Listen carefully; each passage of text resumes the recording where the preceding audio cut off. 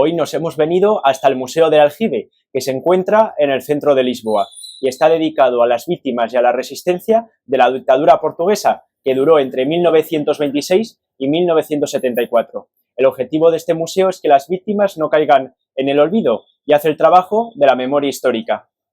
Este museo fue antiguamente una cárcel política durante el Estado Novo o salazarismo, que es como se le conoce a la dictadura portuguesa.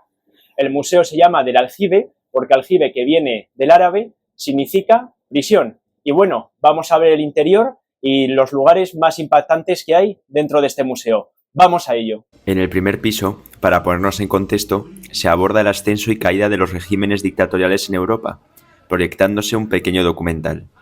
También podemos observar un detallado mural en la pared, que resume con ilustraciones y pequeños textos la historia de Portugal desde 1890 hasta 1976, cuando se establecen las bases de la democracia. A continuación, atravesando el pasillo, podemos ver a los lados las certezas del régimen dictatorial salazarista, es decir, las bases ideológicas que lo sustentaban: Dios, patria y familia, que no eran cuestionadas. Si queréis saber más, tenéis un vídeo en el canal acerca de la dictadura. En la misma planta se destaca el papel de la imprenta y de los medios de comunicación clandestinos durante la dictadura.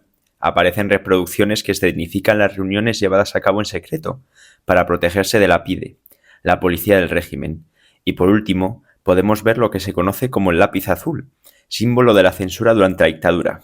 Esto se debe a que los censores usaban un lápiz de color azul para eliminar todas aquellas ideas que pudiesen subvertir el salazarismo. En la segunda planta se muestra el circuito judicial y penitenciario al que se sometía el detenido, mostrando algunas de las etapas: identificación, interrogatorios violentos y el uso de la tortura. Nos encontramos en la parte más impactante de la visita, que son las celdas en las que encerraban a los acusados.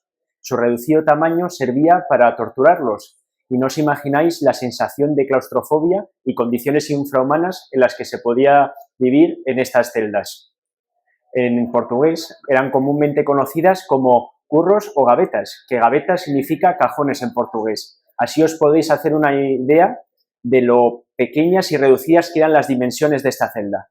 Acercaos aquí porque vamos a ir viéndolo, cómo eran.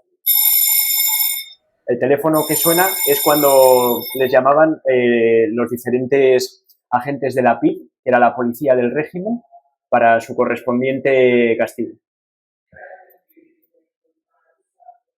Aquí podemos ver cómo está la cama, las pequeñas dimensiones. Voy a entrar dentro para que lo veáis. Imaginaos lo que era aquí. Apenas puedes estirar los brazos. El techo sí que tiene algo más de altura, pero imaginaos lo que sería estar aquí. Tanto estar sentado y aquí estar horas, días, sin ninguna ventana, sin poder ver la luz del día. Y aquí horas y horas. Imaginaos la sensación de claustrofobia y todo. Finalmente, en la tercera planta, acaba la exposición con un mensaje más positivo y esperanzador. En él se narra la llegada de la libertad y la democracia a Portugal, tras el 25 de abril de 1974, conocido como la Revolución de los Claveles. Llegamos a la última planta y aquí tenéis unas vistas preciosas, tanto del río Tajo como de la Catedral de Lisboa, pero no os vayáis porque ahora vamos a ir a comer unos pasteles de nata muy premiados en Lisboa y que queda muy cerquita al museo. Quédate hasta el final.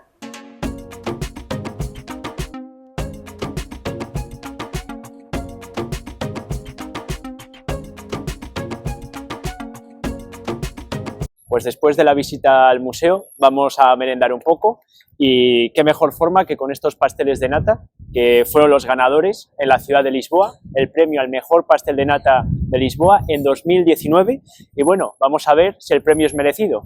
Y vamos a hacer el ritual aquí de añadir azúcar y canela. Estamos aquí en la calle, que nos han cerrado el segundo piso de la pastelería de Santo Antonio.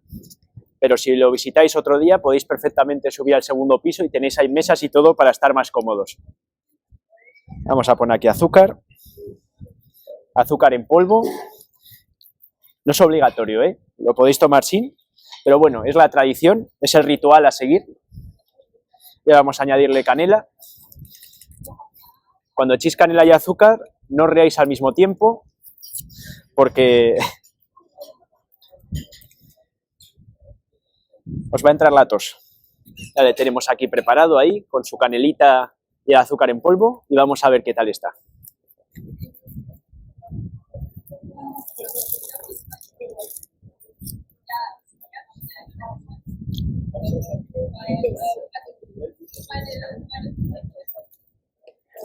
Un segundo para comprobarlo bien, pero pinta bien.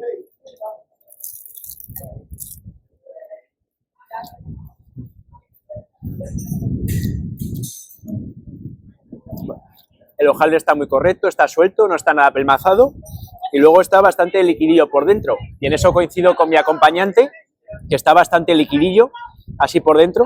No es nada gelatina, está ahí bastante liquidillo y la verdad que está bastante bueno. Me ha gustado y yo sí que lo recomiendo.